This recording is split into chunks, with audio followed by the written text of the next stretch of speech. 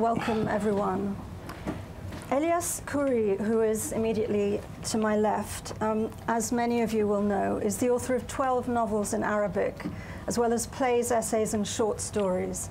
His translated novels include Little Mountain, Gates of the City, and Gate of the Sun, the most comprehensive treatment in fiction of the Palestinian Nakba, or catastrophe, of 1948, which was woven out of refugees' tales. It won the Palestinian Prize and was made into a 5-hour feature film by the Egyptian director Yusri Nasrallah, as well as a play staged on the West Bank. The English translation by Humphrey Davis won the inaugural Banipal Prize. I'm going to give a little brief biography, so apologies if many of you know this, but he was born in Beirut in 1948 into an Orthodox Christian family, grew up in mainly Christian East Beirut, but sided with a national coalition of Palestinian and Muslim forces during the civil war of 1975 to 90. He had worked at Beirut's Palestine Research Center in the 1970s and studied history and sociology at Beirut University in the Sorbonne. He is now editor-in-chief of the cultural supplement of Beirut's daily newspaper, al-Nahar, and global distinguished professor of Middle Eastern and Islamic studies at New York University, where he teaches each spring. He has also is just about to have a novel out in French translation in Paris, The Boxes of Secrets. Yalo, which was recently published by MacLehose Press and was first published in Arabic in 2002, is out now in a translation by Humphrey Davis. Its setting is a prison outside Beirut in the early 1990s. As Daniel, nicknamed Yalo, is repeatedly tortured and interrogated to confess to robbery, rape, and being part of a gang of Israeli agents planting explosives, his interrogator forces him into repeated attempts to right his life. In the novel, he relates his joining a barracks during the civil war in Beirut, deserting to Paris, being picked up by a Lebanese arms dealer to become a security guard, as well as his affair with his boss's wife, and later career, possibly, if we're to believe his accounts, as a robber, voyeur, and rapist. But falling in love with one of his victims may have led to her denouncing him and to his arrest. Bahaa Taher won the inaugural International Prize for Arabic Fiction, dubbed the Arabic Booker, for Sunset Oasis, his 6th novel.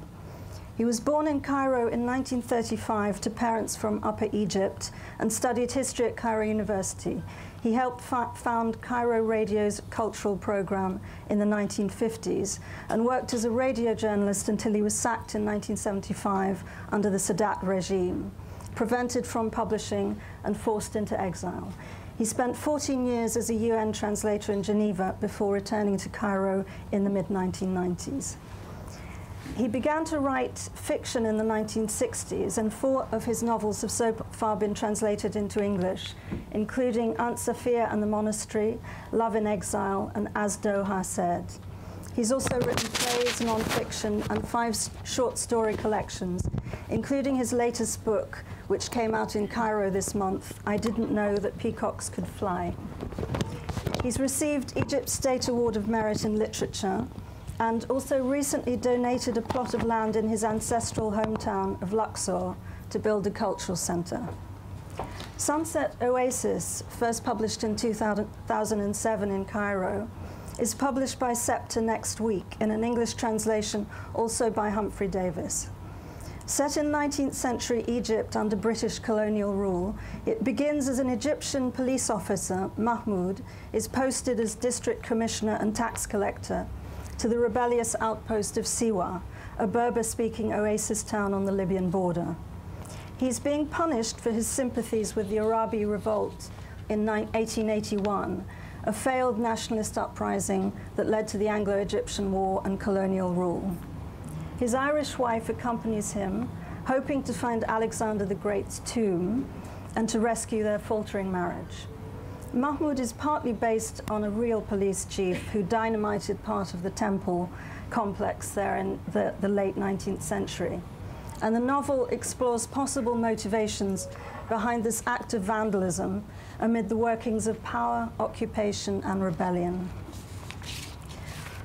Now, both of these novels are, in a sense, about individuals and perhaps countries caught in layers of history, trying to negotiate the past from the present.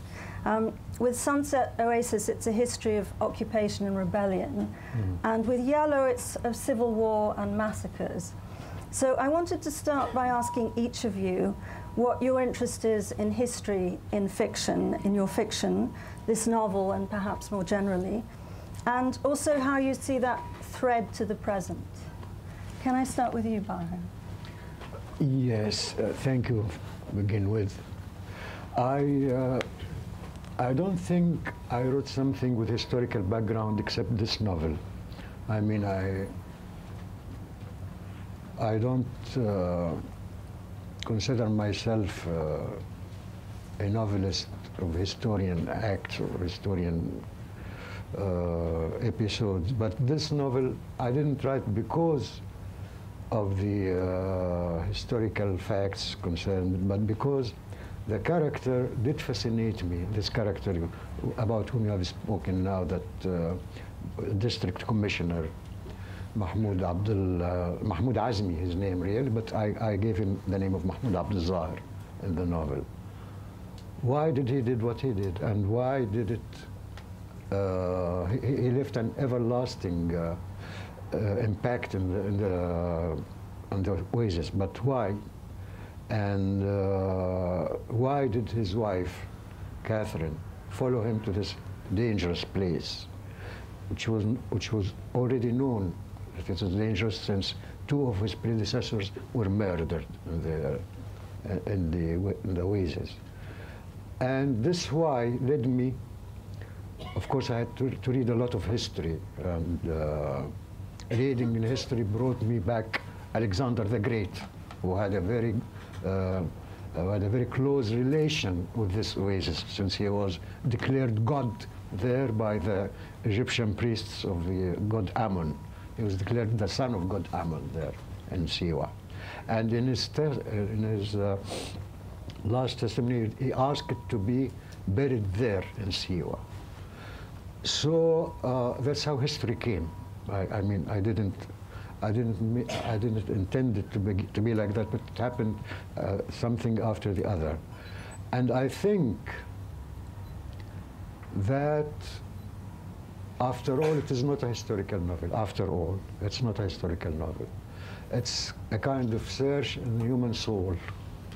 It happens that this takes place in a historical period in the 19th century, but actually it can happen anytime.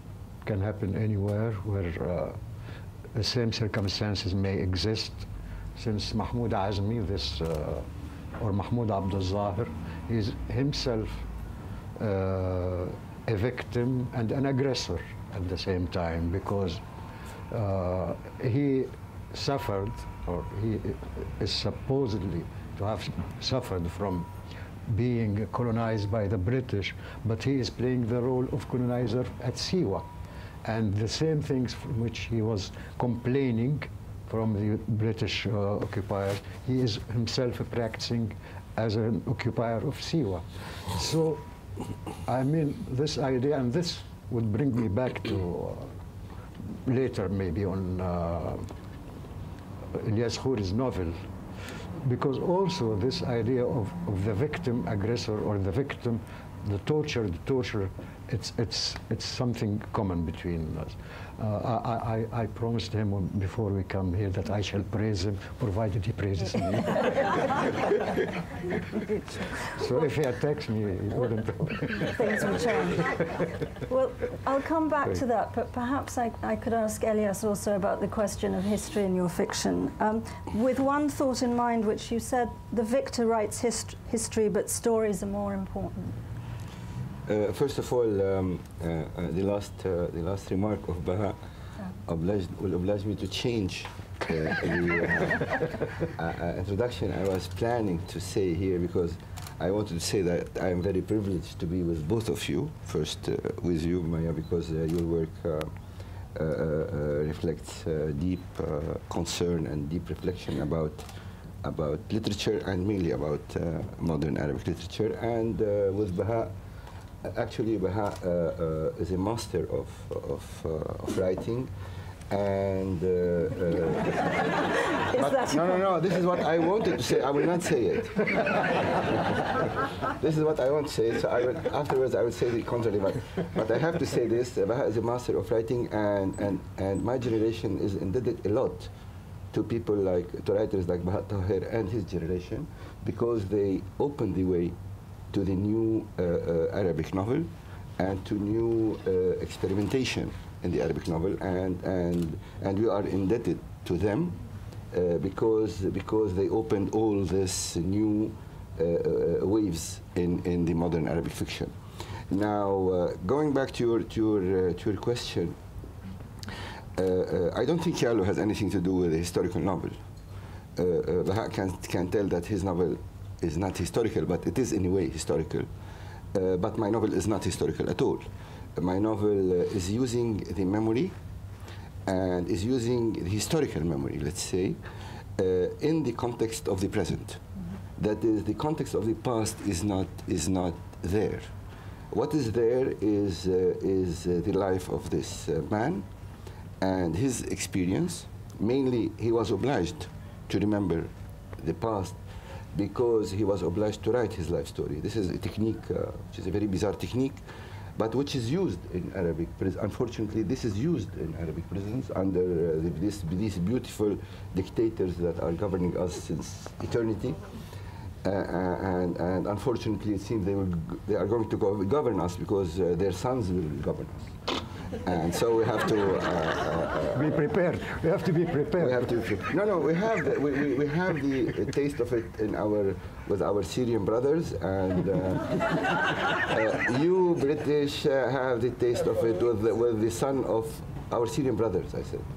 And you British, they are our brothers, and you British were tasting it through the Qaddafi, the son Saif al-Islam, and Egypt, of course.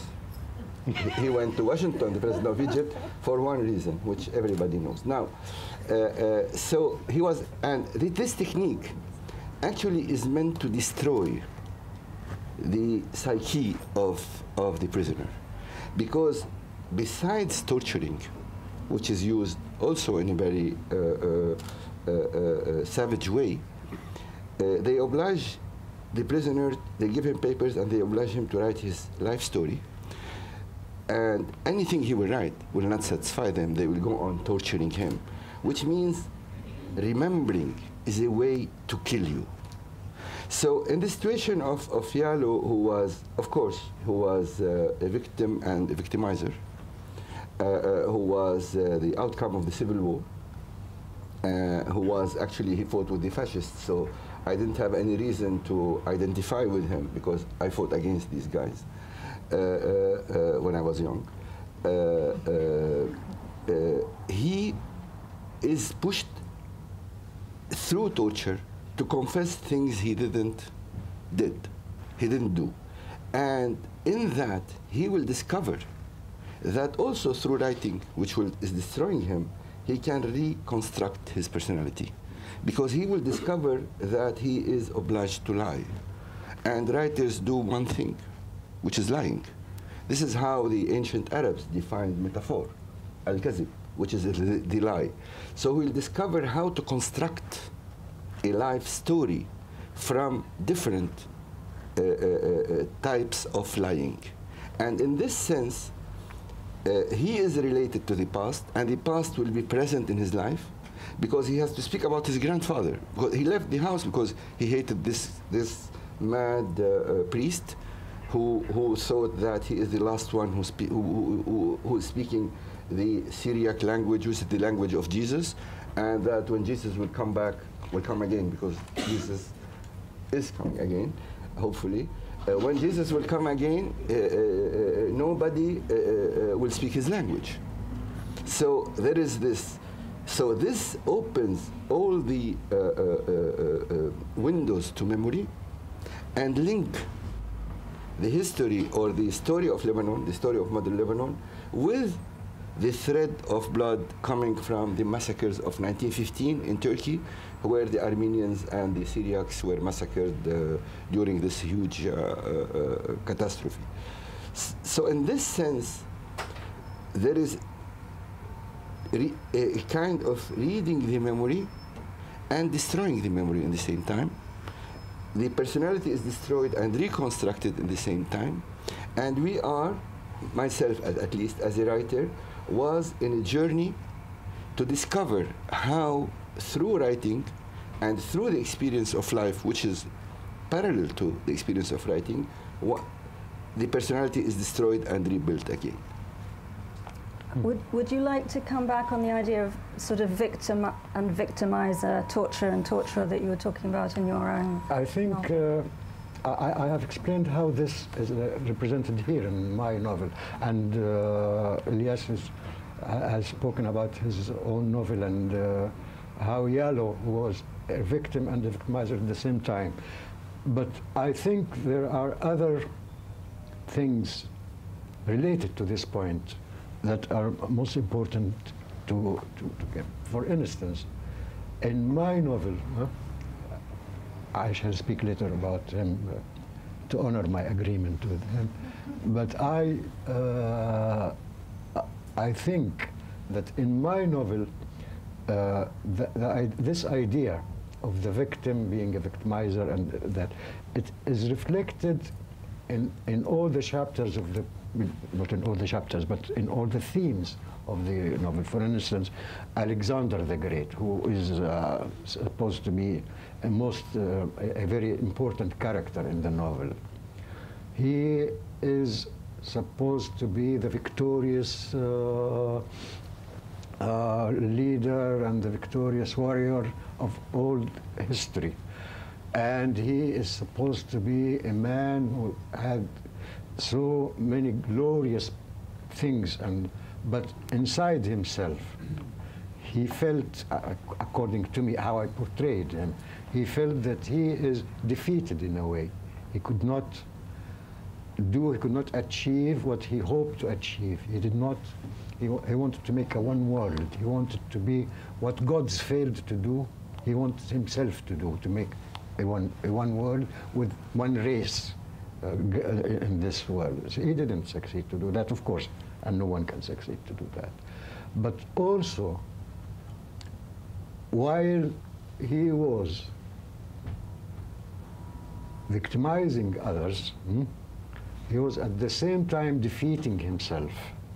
And in this novel, you see step by step how he was betraying himself. He was taught by Aristotle there, and Aristotle taught him his philosophy of tolerance, of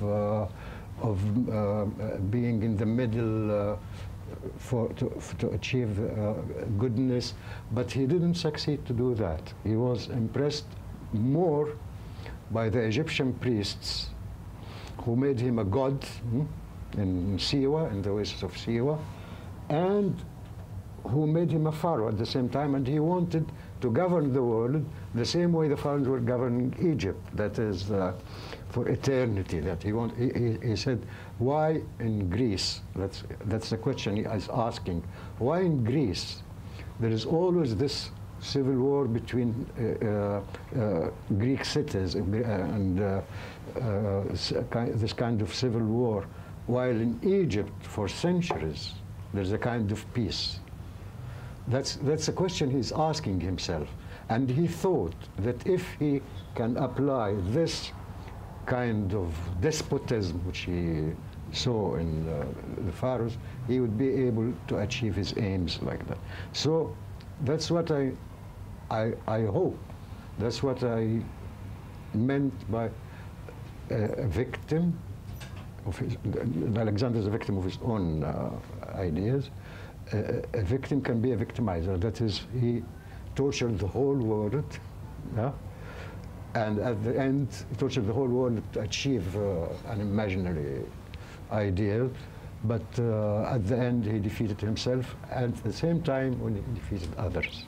So. And you also told me when we were speaking just after you won the International Prize for Arabic Fiction in Abu Dhabi, and you said that part of the trigger, if that's probably an appropriate word for this novel, was the invasion of Iraq, the 2003 invasion. You said that was partly in your mind, you were thinking of occupation and historical occupation. Can you explain the connection in your mind? I don't think that it's only the occupation of Iraq. It is also any kind of occupation of,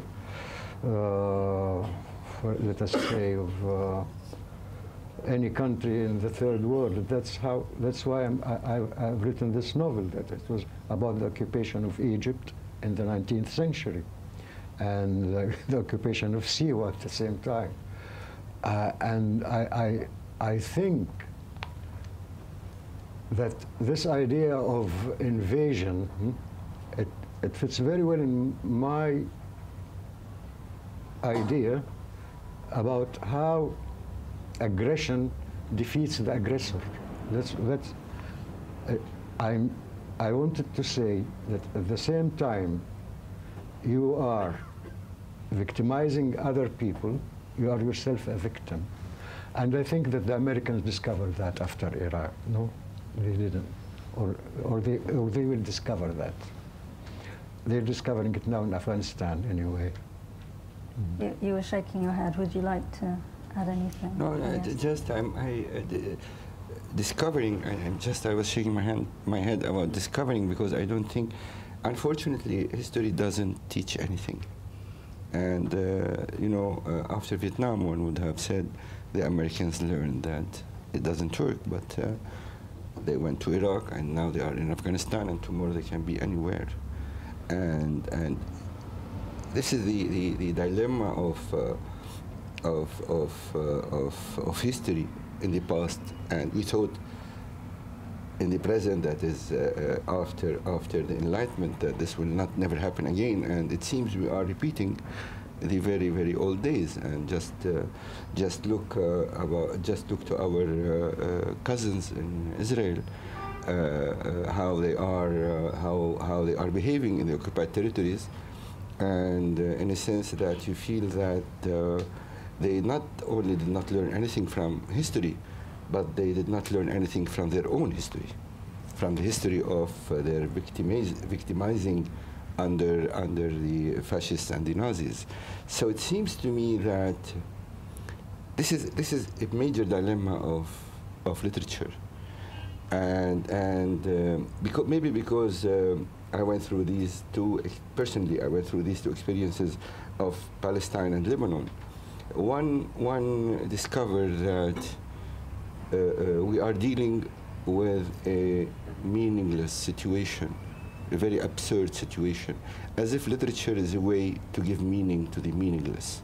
This is what I suppose we are trying to do. We are playing with something that we know it is absurd and it's meaningless, but language, literature, all this heritage that we are coming from makes us feel the illusion that you are giving meaning to that. And I think this is one of the big paradoxes of literature and of writing. And there's also a question arising from that about form in literature, because like Yalo, like some of your previous fiction, it has a kind of structure almost like Scheherazade in some ways, spinning tales to stave off death, and that's the same to some extent in Gate of the Sun. And as you've said, the novel is about truth, memory, and even the act of writing. So what makes you use that form? Is it a combination of traditional forms and obviously very new ones? But does writing in times of war, of instability, necessitate a different kind of literature? Really, I don't know, because I didn't live in time without wars. And even if the Lebanese civil war stopped, we are in a region of the feeling that we are, if not in a war, in the edge of war. So really, I cannot speak about a kind of stability, social stability, and the outcome of it. what will happen. But I suppose that our region, at least since the beginning of the 20th century, and to speak about my country, Lebanon, since the middle of the 19th century, we were through non-stop civil wars. So not only I did not experience this, but my memory has no reference to stability. Now, is this part of the form I'm using or not? It must be in a way or another. But on the other hand, what actually I tried to formulate in the form was a way to tell a story. I think telling stories is evident. Everybody tells stories. We, in our daily life, we spend all of our time telling stories. But putting the story together, you need a form. And what I was trying to find out how to tell this story with the adequate form of it. A story of, first, of a long heritage, and it's not an oral heritage. Shahrazad is not an oral, it's a written heritage, where you have an open story which doesn't finish, and it can be continued forever. This is what Borges, anyway, the reading of Borges of 1001 Night suggested that. The second thing is that this tradition is an interior part of our lives. It's the same tradition as in music, the maqam. This is in calligraphy, the arabesque, and I think this is why I referred to the generation of the 60s in Egypt, how they were important. Once they liberated, or they opened the door to liberate the fiction from imitating the model, which is the naturalistic and the realistic European novel, then everything was opened. And then I discovered, nearly unconsciously, that this is the only way to write a story. So actually it was a combination of these things, and of course, in the attempt to put together the spoken and the written, that is to use the spoken language and to use the oral ways of narrating. For me, this was the only adequate way to write a story. Now, you can find this totally differently in Yalo than it was in The Gate of the Sun. In The Gate of the Sun, you have heroes or characters entering the novel and to tell their stories. So every new character will enter to tell his story in the big context of Khalil telling the story of Yunus to Yunus.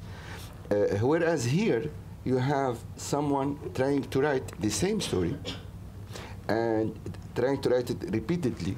And this book, can continue also forever, because in every attempt he'll discover that he didn't tell the whole story, and in every attempt he'll discover that he doesn't know how to write the story.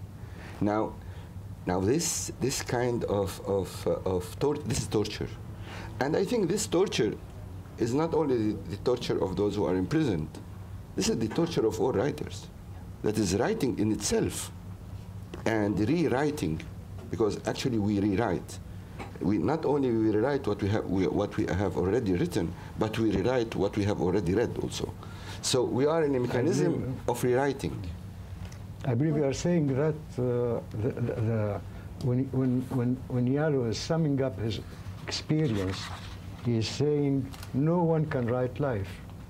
That's what you said, and I think that's what you were trying to explain when he was retelling his story several times, and each time he is discovering a new aspect in his story.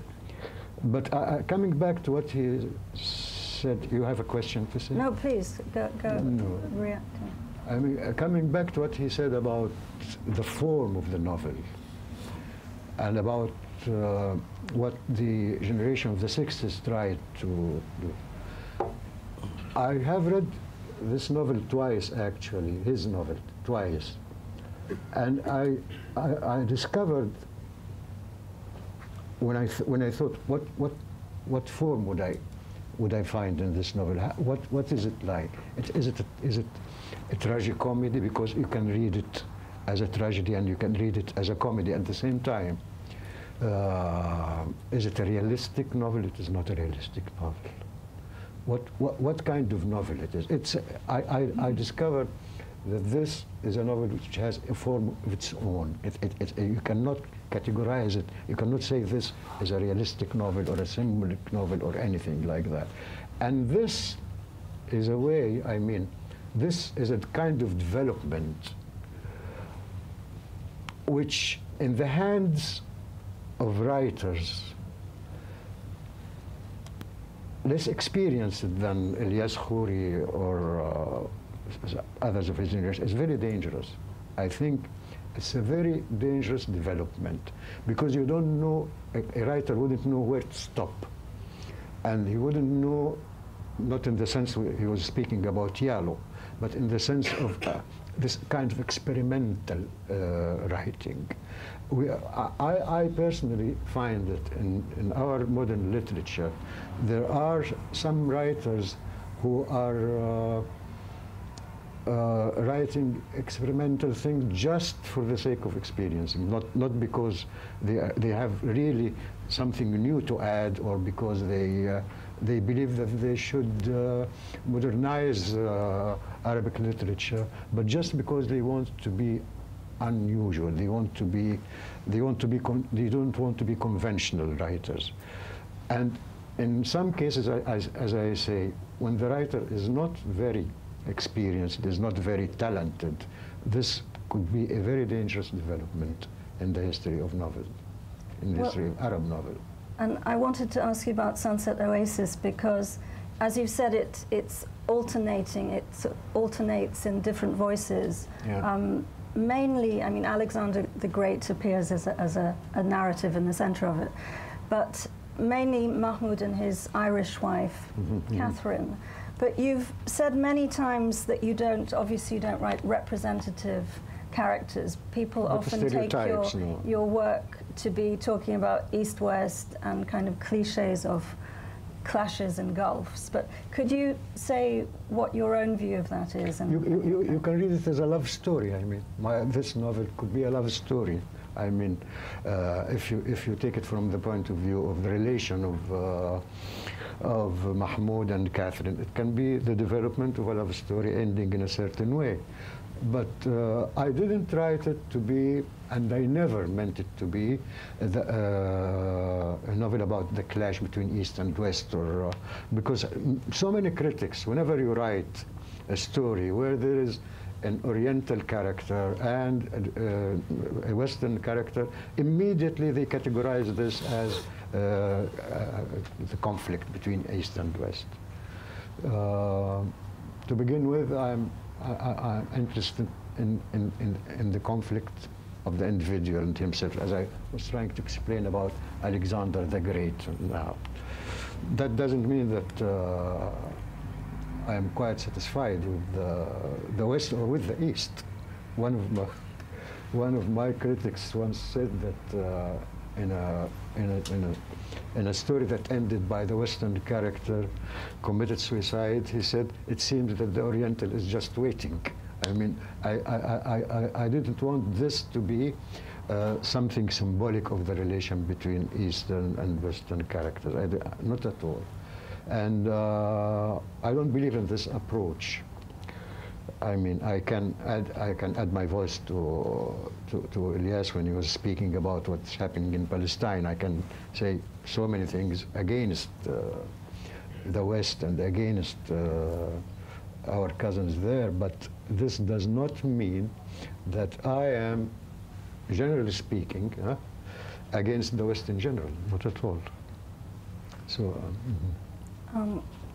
I did want to ask something about women specifically in the novels, because Yalo, I think towards the end he says perhaps he'll write another narrative with his mother as the heroine.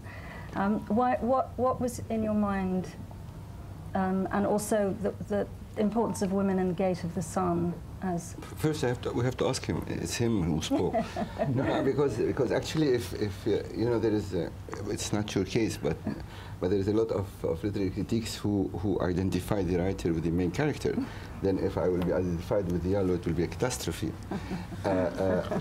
Although I'm all the time jealous from his experience, because his experience is a great experience on all levels.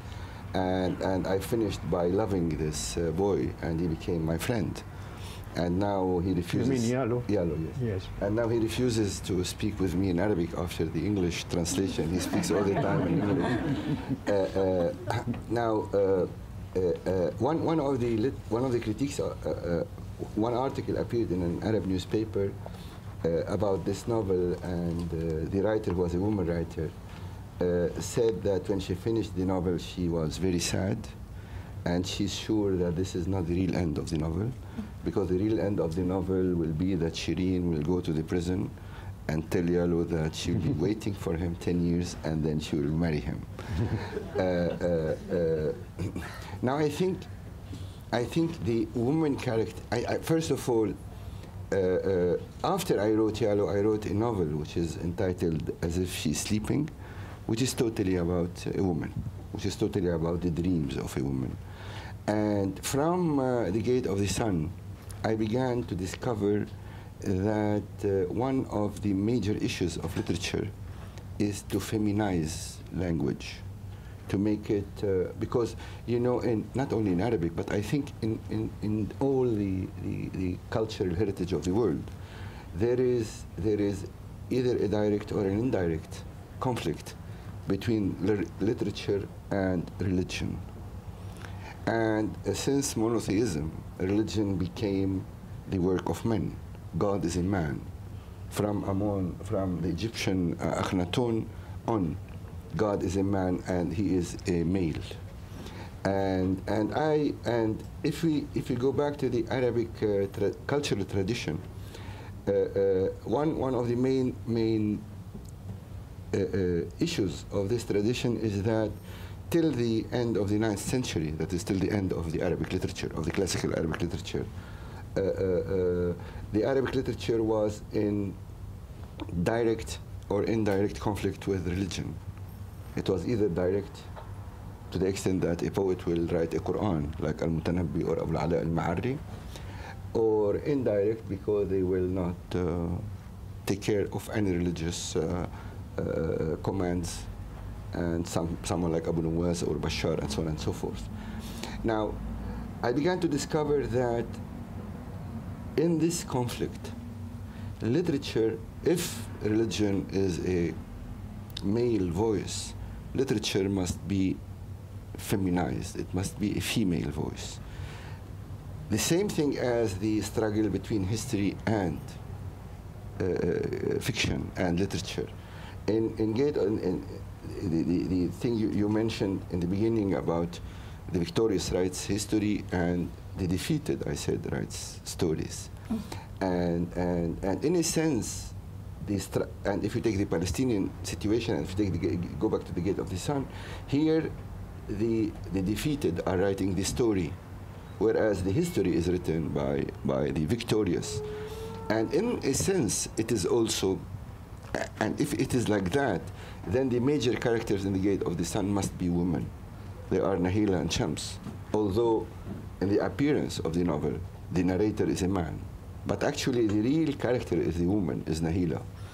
In Yalo, we are in a different process. But in that process, in the end, Yalo will discover, after all the atrocities he has done, and actually, when he did these atrocities, he never realized them as atrocities, because this is part of the ritual of a war.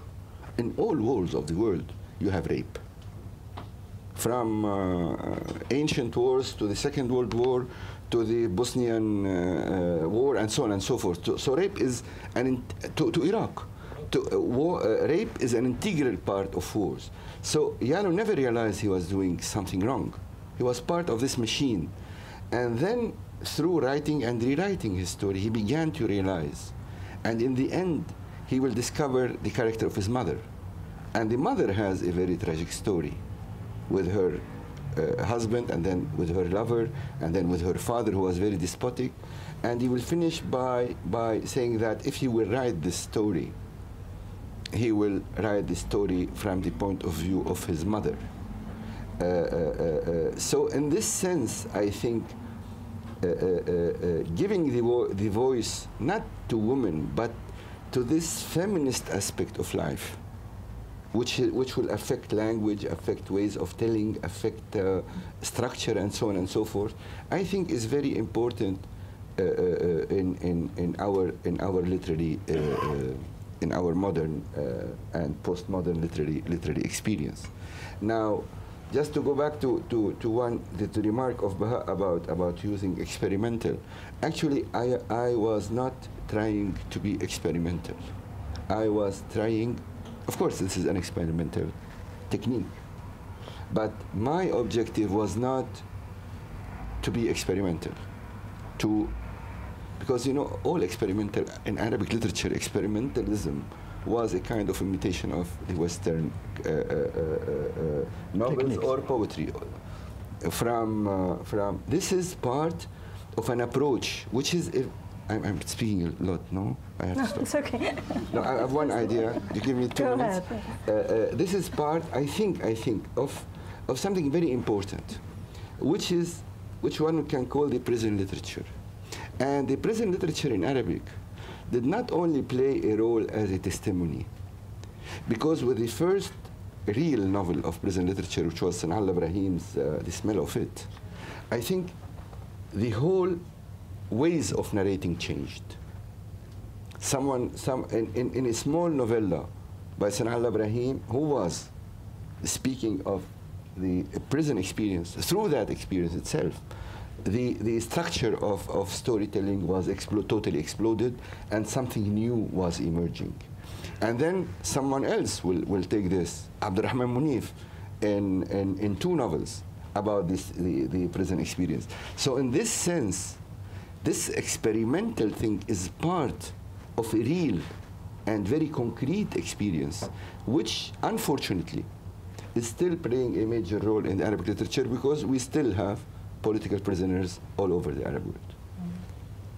I'm going to ask you in a minute about the response to the novel, but I was asking initially about women, and I just wanted to ask about Sunset Oasis, because you've said that Mahmoud, you imagine that he destroys the temple because he's taken part in this failed revolt in the 18th century, 19th century.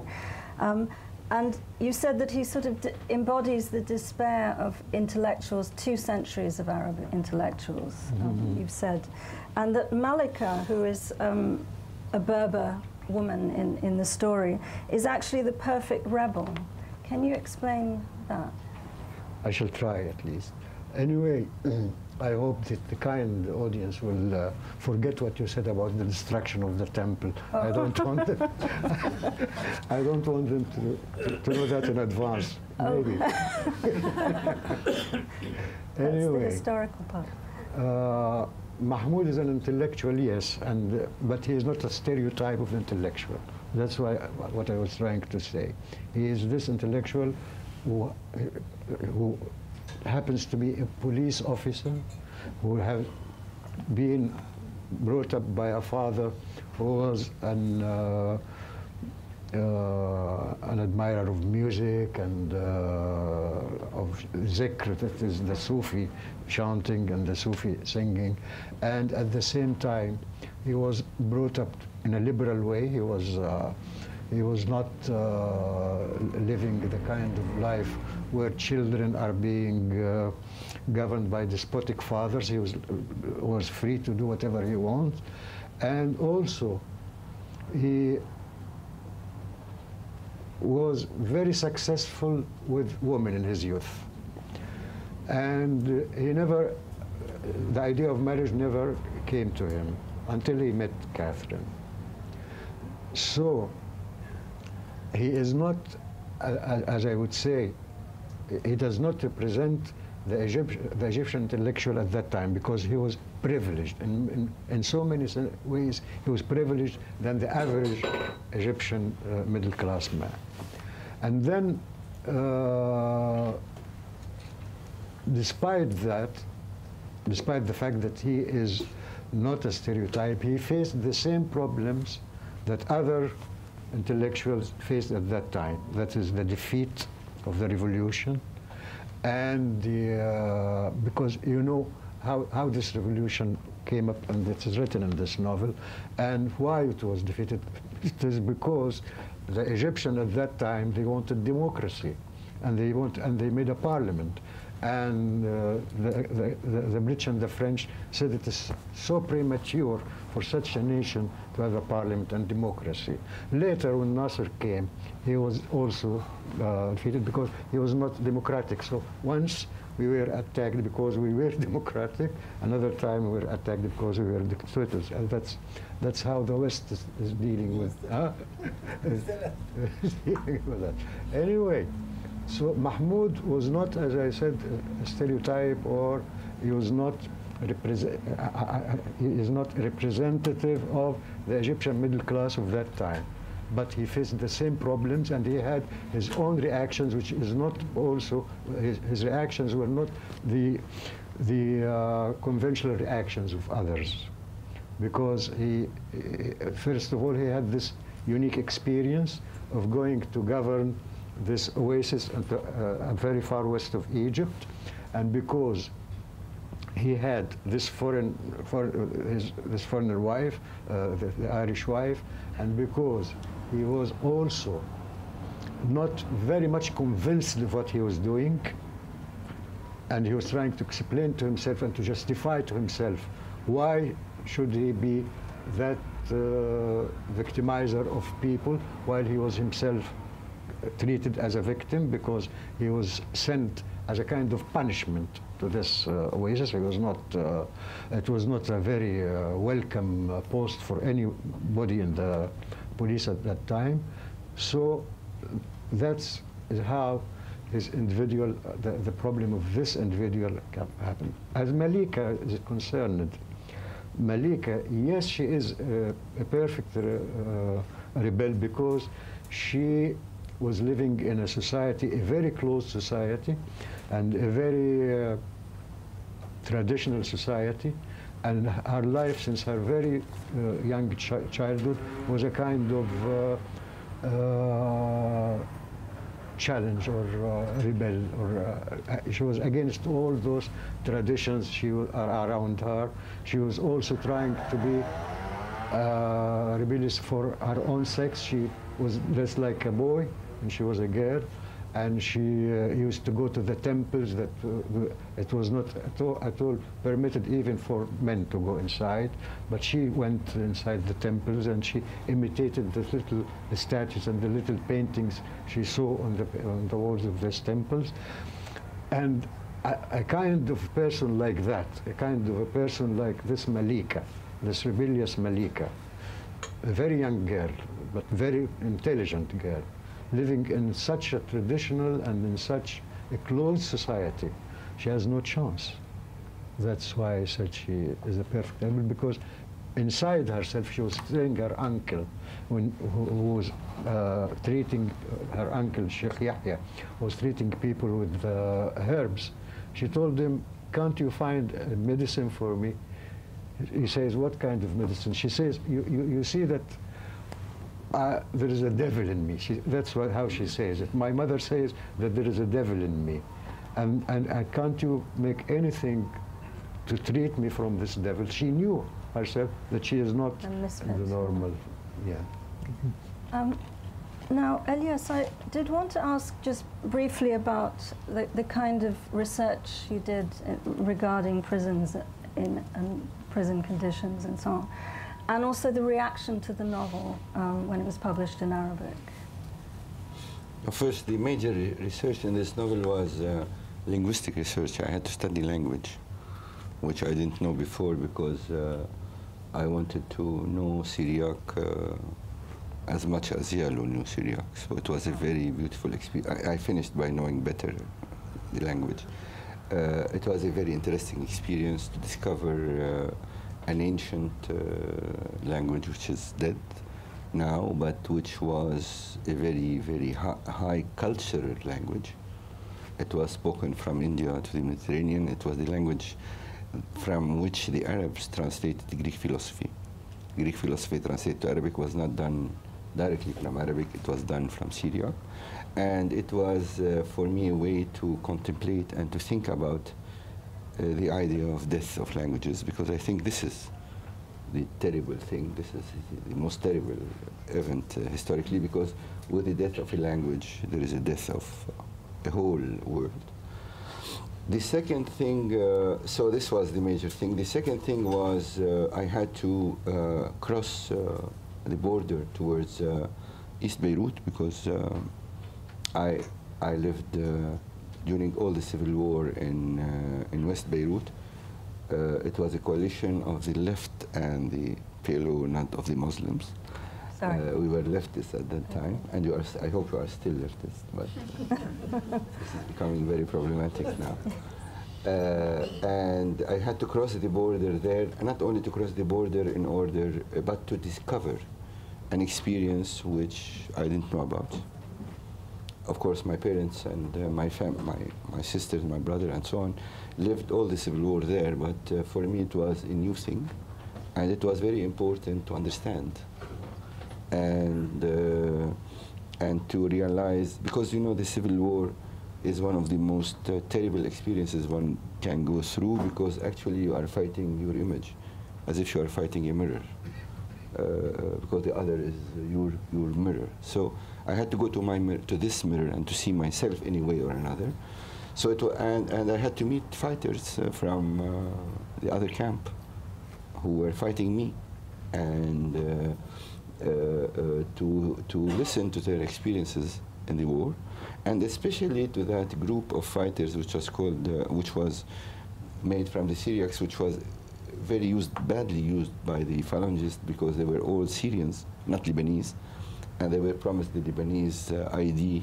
This is why they joined the ranks, and they were supposed to do the worst atrocities during the civil war. So I met these people also. So for me it was a deep experience to know something which I should have known, and a lesson in the meaningless of any civil war, even if you are right, because here right and wrong becomes insignificant. Now, for prisons, I met many. This is not a Lebanese experience of prison, by the way, not only, because the Lebanese, because at that moment the prisons were the prisons of the different militias, and the different militias during the civil war were very efficient, so they didn't keep prisoners long, they killed them. So, so there is no real experience to tell. And I worked on that a lot, because I worked on that when I wrote a play which was about because in Lebanon we have 17,000 people who disappeared during the war who were kidnapped.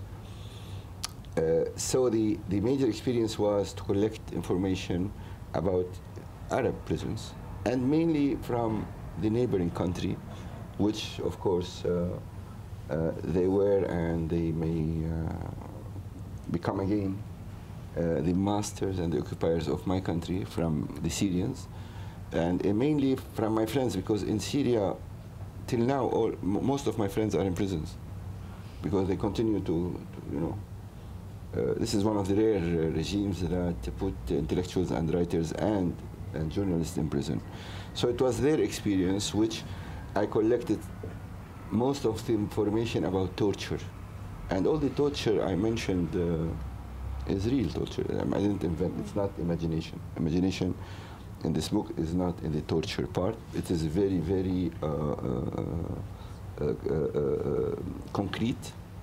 And this was very painful for me. Not only painful while writing it was a very painful thing, but also collecting it and hearing the atrocities that were committed and are still committed in the prisons. And in this sense, it was a kind of, for me personally, a kind of purification of the civil war. This is my personal statement. about the civil war, about how the civil war destroyed the human soul. Now the reactions in Lebanon and the Arab world,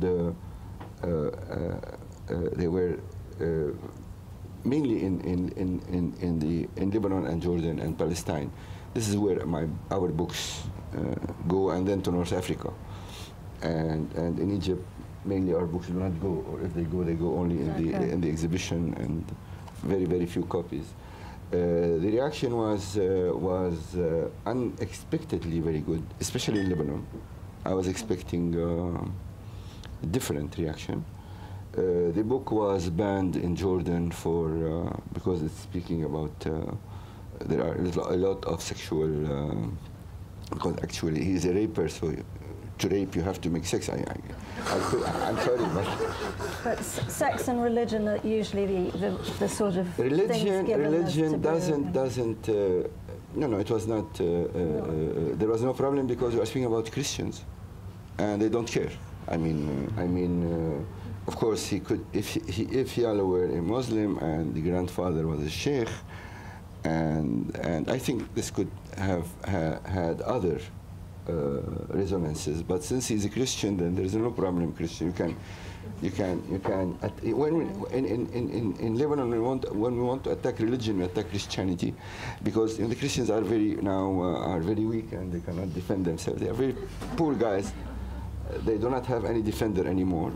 The West is not interested in them, and Israel is not interested in them. They are left alone. So, but this had no effect at all. The only severe reaction was in Jordan by the Jordanian censorship because of this sexual part of the book. But normally it circulated everywhere. In Syria, it was banned in Syria, but in Syria there is you smuggle and it's okay. And no, the regime in Syria is very tolerant. In a way, those writers, you mean? In a way, with writers, Syrian writers very rarely, big names of writers go to jail in Syria, contrary to this is the Syrian Baas. It's the same party in Iraq and Syria, contrary to the Iraqi Baas. And once in a debate in Paris, and I didn't know that the Syrian ambassador was there, and I was asked about the situation, and I said the difference between the Iraqi Baas and the Syrian Baas is that the Iraqi Baas persecute the writers, whereas the Syrian Baas persecute the readers. Just before I open it to the floor, I'm sure there are many questions. I just wanted to ask Bahaa if you wanted to add something about the Egyptian situation. I know you've petitioned against political prisoners and to have them released, including the Muslim Brotherhood. Would you like to say anything about the situation now?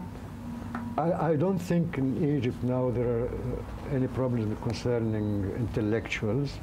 They are being tolerated because they are considered unimportant. I'm not joking, that's the fact. I mean, you can write whatever you want. You can say whatever you want against the government, against the authorities, and nobody is going to touch you. But at the end, it doesn't help. Yes, I signed petitions concerning all political prisoners, including Muslim brothers, and I take part in any kind of event to promote democracy. And just coming back to this Yalo, I bought Yalo from a bookshop in Cairo with no problem whatsoever. Of course, if I wrote Yalo myself, it could have been sponsored. For the same reasons, Censored.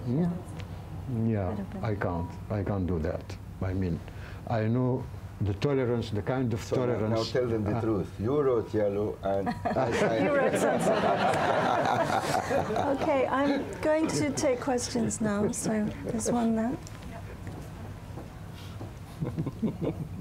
My name is Lina. Thank you very much for the very interesting talk. I have two questions addressed to Mr. Khoury. My first question, I'm interested as a reader for your novels, especially Bab al-Shams and the Gate of the Sun and Yalo. How much would you able, as a writer, to distance yourself, to distance the I from the he or the she in your writing? And leading into Yalo and this prison experience and talking about the prison literature, I wanted to hear your views about the first novel that came out of prison experience, first voice to tell what happened in the Palmyra prisons, which was written by Mustafa Khalifa, Al-Qawqa'a, The Shell. I just wanted to hear your views about it. Thank you. First, I begin with the simplest thing. Actually, The Shell is Al-Qawqa'a. Mustafa Khalifa is a Syrian writer.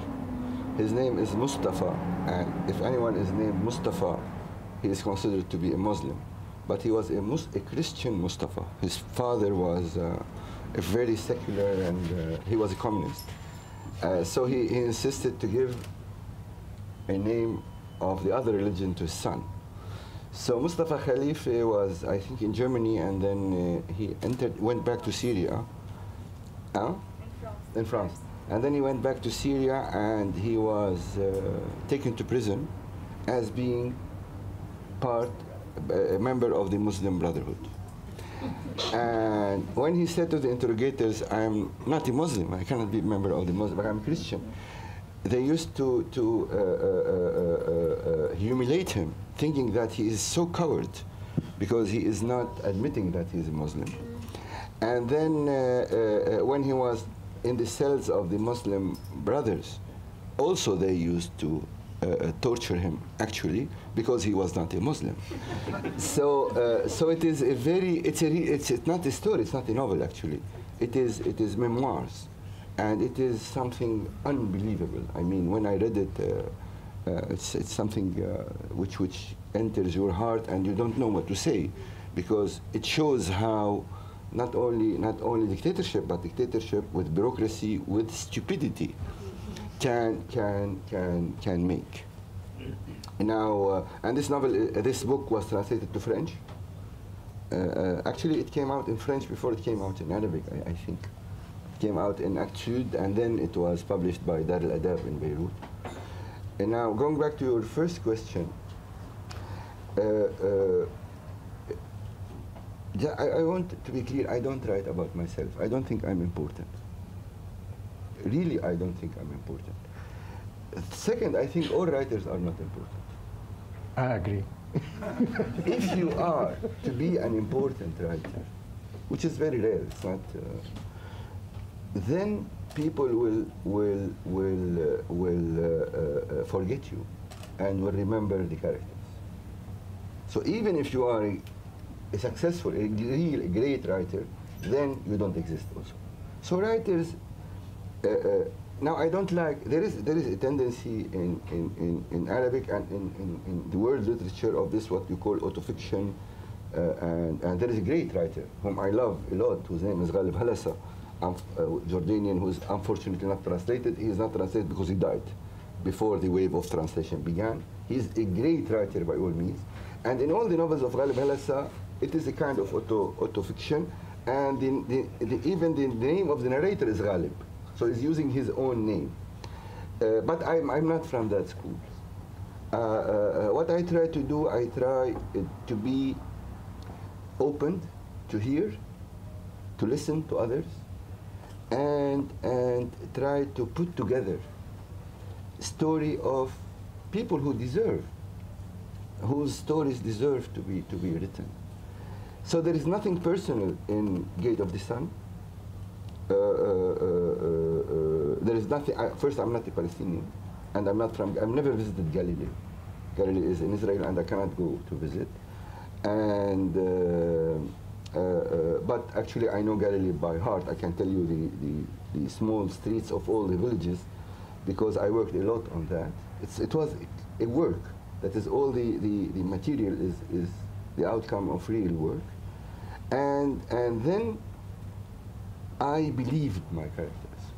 You know, the most important thing in writing a novel, before the readers will believe your characters, you must believe them. You must take them seriously. And you must believe that they are real. And if they are not real, you must stop writing, because this means that the novel will not work. And they are real to the extent that I really feel that they existed. And once I was in France, in the university in Sorbonne, and there was a debate about the Gate of the Sun, and they were all students and professors. And I don't know from where this old lady came. She was neither professor nor student. And she raised her hand and she asked me, I'm sure you knew Nahila, who is the main character of The Gate of the Sun. Please tell me more about her. I told her, Madame, if I had met Nahila, I would not have written this book. I would have married her. It's more easier to do that. Then when the debate finished, she followed me. She said, I know you writers pretend to be geniuses, and this is imagination. Now there is no professors, no students. Tell me the truth. Tell me more about her. I told her, Wallahi, Madam, I never met this woman. I don't know her.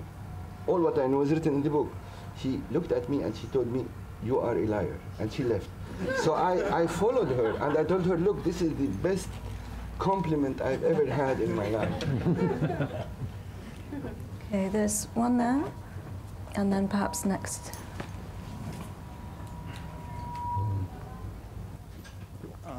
My name is Anwar Hamid, and I have a question for Mr. Khoury and another for Mr. Taher. Thank you. Now, my first question is it easy for any writer to entrust any translator, no matter how good he or she is, with his work, knowing that writing itself is an act of treason against meaning? I mean, you have, as a writer, the meaning in your consciousness, and you have to transform it into words. And no matter how well you master your language, you still have difficulties, and you still have a gap between the outcome and what you had in mind.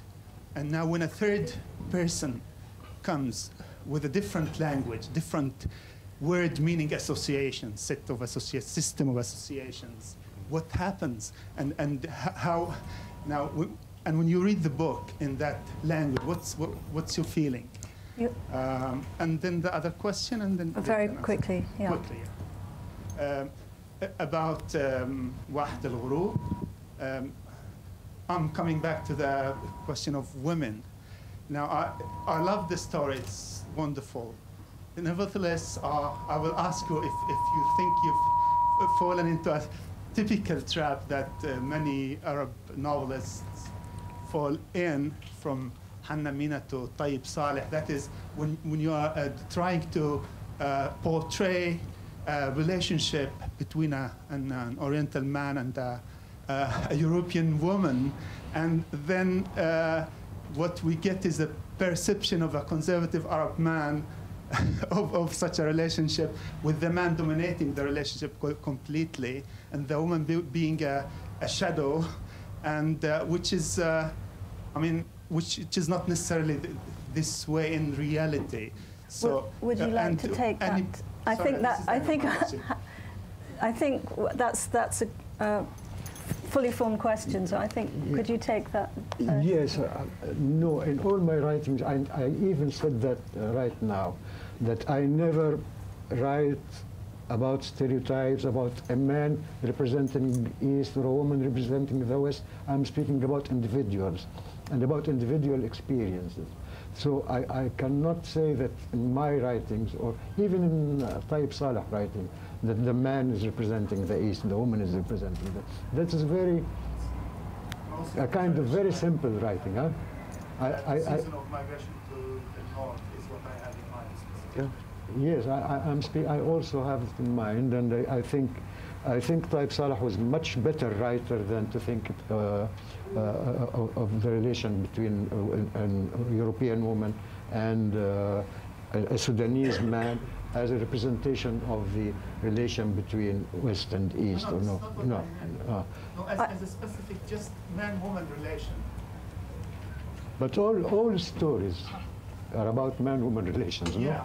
99% of stories are about man-woman relation, and that's only natural. So what's so strange, if you are writing about the story that combines characters from East and West, that there would be female characters from the West and male characters from the East, especially if you can make it the other way around, if you can make it in a certain case, as I read lately in a novel by I think Hanan el-Sheikh, if you can make the relation between a European man or a Western man and an Oriental girl.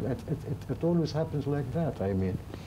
And even here in the West, when I can see even in the streets, people with mixed origins together. I don't think that this is a very important aspect in the novel. I don't think so. And I just want to say a little comment on what Elias was speaking now about readers assuming that whatever you write is autobiographical, especially if you use the first person in writing. They consider this a kind of confessions or I don't know what. Or in any way, it's a kind of autobiography. I suffered a lot from that. And I'm glad that in this last novel, there is not one character. All characters are speaking in the first person, so I cannot be identified with any of them. But it's really, I even had an experience of a professor at Geneva who was teaching my story, Last Night I Dreamt of You. And in that story, the girl, she commits suicide at the end. And he asked me to attend the classroom and speak about this. And at the end, he took me aside and he told me, but tell me please, why did she commit suicide? I told him, but this is a story, this is a novel. He said, no, don't kid me. I know that this is a real girl and you know her. What do you expect me to say? This is a professor of literature. So, would you like to tackle the question of translation quite quickly? I mean, what's your experience been? And I believe there are 2 translations of Yalo. So I don't know if you've read them both. Yes. I think first translation is very beautiful. It's excellent. You have to be. There is no literature which was not translated. No good literature which was not translated. So being translated is a sign that what you are writing is important. So it's fine. Second thing is everybody will tell you and translation, Trahejan, all this story, French story about that. Which is true in a sense. I think the text will lose 20%, 30%, 40%. Depends upon the translator, his sensitivity, upon how he controls his language, not your language only. But I think I read all the major books in translation. I read Dostoevsky, not in Russian. I didn't read Dostoevsky in Russian. I didn't read Kafka in German. I didn't read. I read all of these in translation. And if a book cannot lose 20% or 30% from its literary value and still be a good book, then it's not only not worth translating, it's not worth reading. So in this sense, now having 2 translations, English translation of my book, you know, Mr. McLahouse is a very talented publisher, and I have faith in him, and I'm proud of his friendship. And I think that what he meant to do was to give another version, a different version, and I think a book can have different versions. More Arabic, you know, what the intention of this translation was to make it more related to the original style. This is what Humphrey Davis tried to do, and this is how he worked with me. And I think to be translated twice in the same language is a big privilege, no? It's not, it's good. Would you like to say anything about your experience? Because you're both obviously linguists and able to read your You want me to speak about the translation? No. your experience of it, or yes, any feelings of loss? Or? I don't think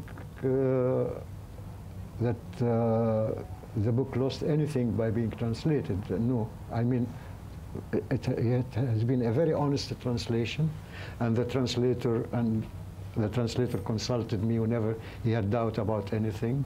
That you cannot do any more than you cannot do any more if you are translating a book than consulting the author.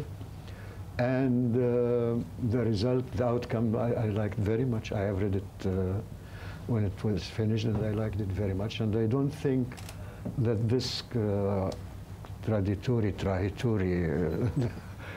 should be true all the time. Maybe some of the translators are traitors, but not all translators are traitors. Right, there was a question there first. Hello, my name's Quentin Dealing. I just want to pick up on a point made by Mr. Khoury about, it's really a question about the relationship between fiction and history and reality. Because one of the observations that you seem to be making was to comment on the meaninglessness of the experience of Palestinians, and also commenting that history is written by the victors and stories are told by the defeated, which I just want to reflect a bit more on that, because it seems to imply that is it the case that history is an objective record of what happened, and those who are defeated are telling stories in some way to assuage their predicament, but not really having a purchase on the facts of what happened? Because it seems to me that in terms of what many of the observations you were making actually imply a very strong relationship between storytelling and reality. So, for example, the prisoner who's forced to write their life story, presumably it's torture because of being compelled to say things which aren't true, partly. And I think also the experience of the frustration and anger that many people feel in the Middle East, many Arabs feel in the Middle East, has to do with the fact that many aspects of experience are unacknowledged and lied about in the Western media and by Israeli ambassadors and so on. So I just want you to reflect a little more on this relationship between truth and fiction and history. This is very, very complicated. What I'm interested in actually is the truth of the human experience. That is, you know, writing is, when you speak about writing, it's a combination actually of memory and imagination. This is how we write. This is the simplest way to write. The mechanism is to search for what one can call the essence. I don't like to use the term truth, because I'm not sure that there is anything true. The essence of the human experience. And in the Palestinian case, telling stories is a way not only of survival, but also of resistance. That is, actually the Palestinians, if you have read The Gate of the Sun, the Palestinians reorganized themselves in the camps in a very bizarre way. You have a camp, and in every camp, and there are different neighborhoods in the camp, and each neighborhood has the name of the original village. And people are still living in the imaginary village, which they were kicked out in 1948 by force, by the Israeli forces. So the truth about this is this deep relationship of a people with its own language, with its own story, with its own history. And in relating their stories, actually they are creating another history. They are creating the history of the deprived, the history of the defeated, the history of those who are still trying to survive and to resist. And in this sense, it's a kind of resistance, and it has nothing to do, or it has to do, of course. When I said the meaningless of history, I didn't mean that the Palestinian history is meaningless, or it's stupid. The meaningless is that the whole the whole conflict in the Middle East is such a stupid thing. That is, just imagine, I teach at the University Gilgamesh, this very ancient Iraqi epic. And in of course, Gilgamesh was written in the third millennium before Jesus Christ. So the story, for example, of the deluge, which you find in the Bible, was taken from Gilgamesh. Gilgamesh is and I tell my students, imagine someone reading Gilgamesh, and then he will say, Gilgamesh, give me the right to go back to Iraq. You will think he's mad. Actually, in Palestine, there is an act of madness which happened, which is related. Of course, I don't dismiss the concrete historical situation, that is the rise of the national movements in Europe, that is anti-Semitism and so on and so forth. But the outcome was making a myth history. Normally we make real history myths. Here there is a myth which was to be transplanted as a history. This makes the whole thing meaningless, because in the end this will lead nowhere. This is, in this sense, we feel deeply trapped. Me, as I was, and I'm still, and I'm proud of this part of my life when I was a Palestinian militant. This struggle, where hundreds of thousands of lives are destroyed, is meaningless, because in the end there is no issue. There is no issue in creating this mad structure, which actually cannot stop invading and continuous settlers and so on and so forth, and expanding and so on and so on. In this sense, I spoke about the meaningless of history, that people do not take lessons, and actually we are in a repeated struggle which will continue. I'm very pessimistic. I think this struggle will continue another 100 years, and it's a disaster to imagine that my grandson and the grandson of my grandson will be trapped in that. Now, writing in both Yalo and the Gate of the Sun, the essential thing was to try to understand the human experience, to understand the human suffering, to understand how we can go deep to discover our human nature. This is what I was, or these books were trying to do. There was a question there.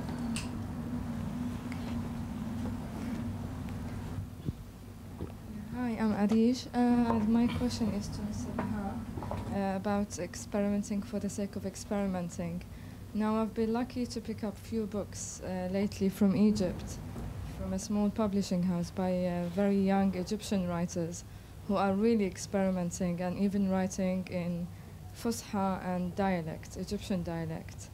And then I later watched some interviews with them, and there seems to be a real resistance towards young Arabic writers kind of going away from the traditional Arabic writing, especially to do with the strict draconian rules of Arabic language.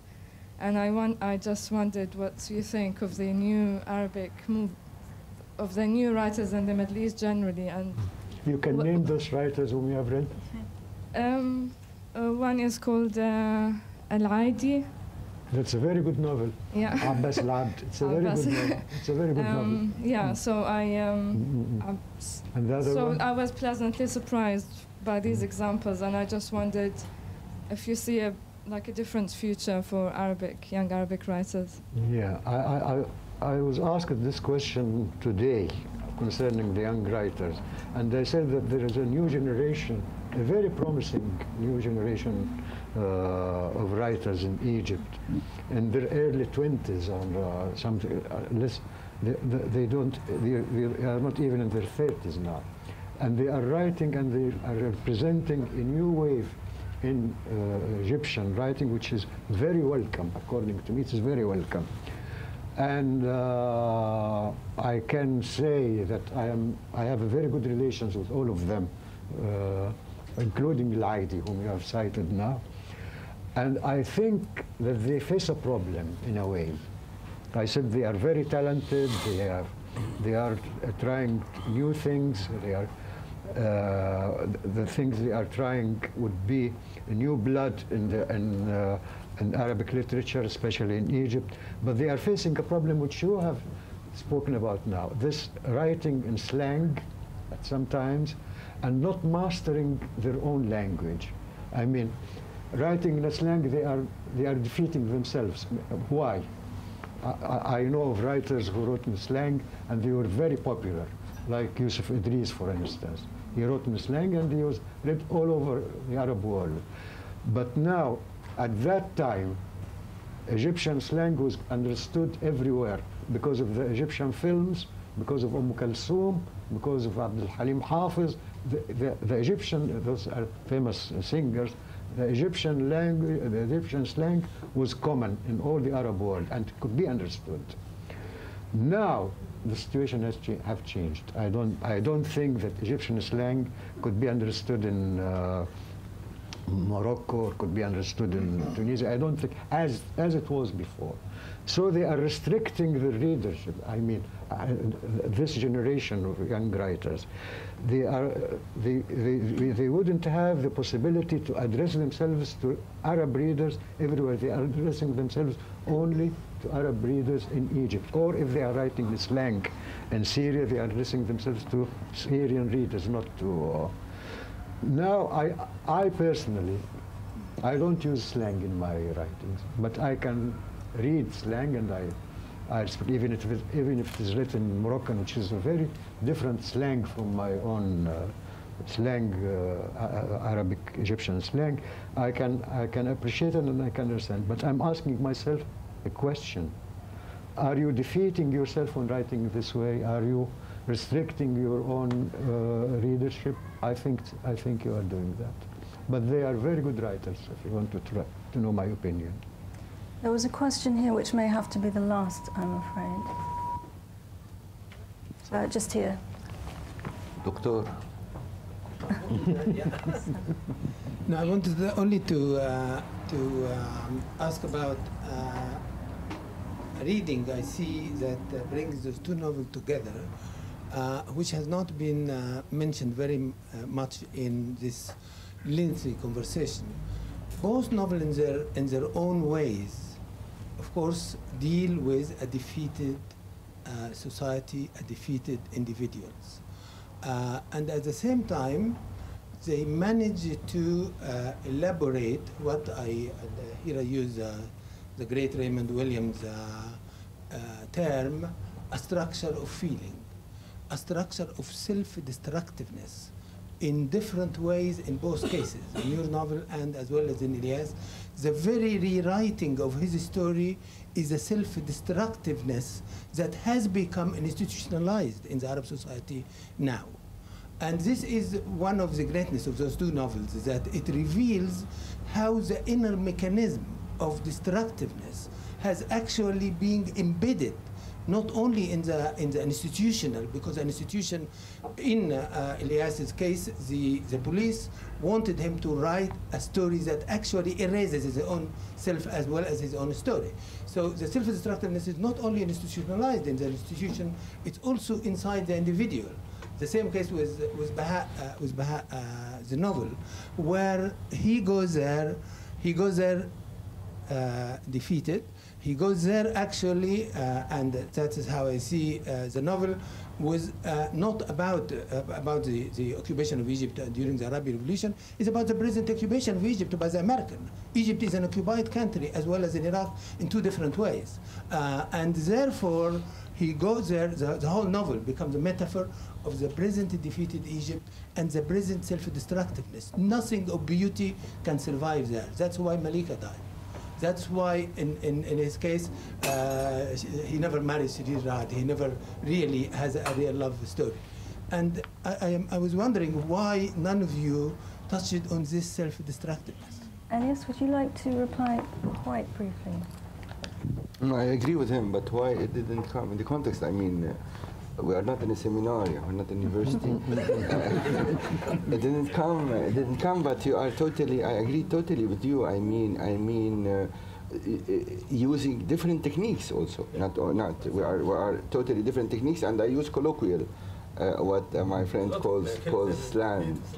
Slang. I use colloquial, and I don't agree with him. I think we have to use colloquial. And I think in any novel, when I read any novel in any language, there is some part which I don't understand. So you make an effort. If you are reading an English novel, if I'm reading an English novel, I make an effort. So if you are reading an Arabic novel, why not make some effort to understand that the Tunisians say najim to mean I can, which seems very bizarre for us in the Mashraq, in the Levant. So I think najim means to begin.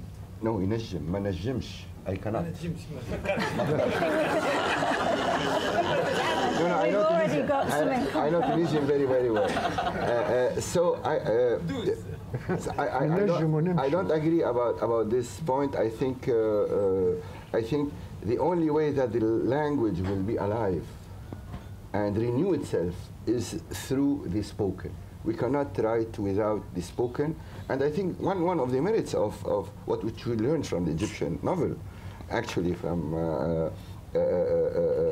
writers like Salah Ibrahim and others, is the use of the colloquial. Now, the self-destructiveness which you mentioned is very, very important. We are not only in a defeated society, the meaning is defeated in our societies. There is no hope. I mean, because the project, which there is only now in the Arab world, there is one real project, the Islamist project, nothing else. And if we speak about anything else, we are mocking ourselves. We are creating illusions. This perspective is also a defeat. So the problem is the defeat of the meaning, and this means that we are in deep defeat. And I think that the Islamist, in a way, my interpretation of the Islamist movement is that it's a way not to recognize the defeat through going forward towards towards a discourse which is a repetition of the nationalist discourse without the good things in the nationalist discourse. So, and in this sense, analyzing the two novels in the perspective you are suggesting, Sabri, is very important, because it is time for us to declare this defeat in order to find a way out of it. And if literature can do something and can reveal something which political writings do not do or hesitate to do, this is the role of, one of the roles of literature is to clarify for the readers the situation and to put forward this idea, because without analyzing our defeat, we will not overcome it. Would you like to add anything very quickly? Very quickly, I promise, yeah. No, I'm not sure I agree with the interpretation of Professor Sabri concerning the novels. I think every novel, I'm not speaking of Yalo or of Sunset Oasis, every novel is a unique experience. And the tendency of academicians to generalize and to try to find roots, common roots in everything, I don't agree to that.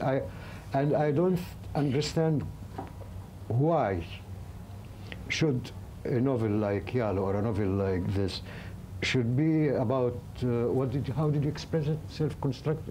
Self-destruction or something like that? Self-destruction. No, I don't agree to that.